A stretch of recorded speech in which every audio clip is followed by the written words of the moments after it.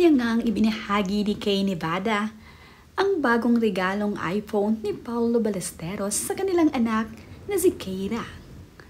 Tuwang-tuwa naman nga itong si Keira at hindi makapaniwala na mayroon na nga siyang bagong iPhone. Nakakatuwa nga ang reaksyon nitong si Keira habang ipineflex ang kanyang bagong iPhone. Talaga namang napakasaya ng batang ito dahil nakatanggap nga siya ng regalo mula sa kanyang daddy Paulo.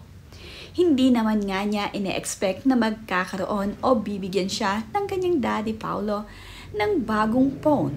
Pero ang mahalaga nga ay tuwang-tuwa ito kaya naman talagang ine-enjoy niya ang pag-unbox dito.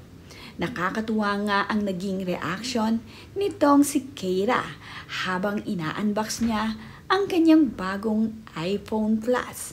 Ito nga ay ang latest model na iPhone 16 Plus. Maganda rin ang kulay na napili ni Paulo para sa kanyang unika iha. Thankful naman nga itong si Keira sa kanyang daddy Paulo sa ibinigay nitong regalo para sa kanya. Thank you, Daddy!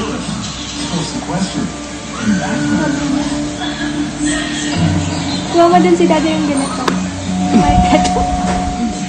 Agad namang binilhan ni Kay Nevada ng bagong case ang bagong iPhone ng kanyang anak.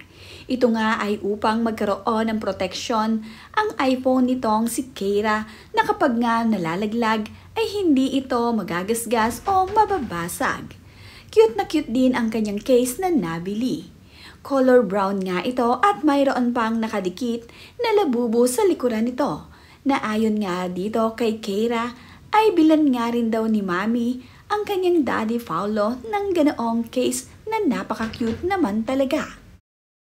Nag-iisa ngang anak ni Paulo Ballesteros itong si Keira. Ito nga ay anak niya sa kanyang dating partner na si Kay Nevada. Kapag nga mayroon at kayang ibigay ni Paulo Ballesteros ang mga hiling ng kanyang anak, ay ginagawa niya ito at pinagbibigyan.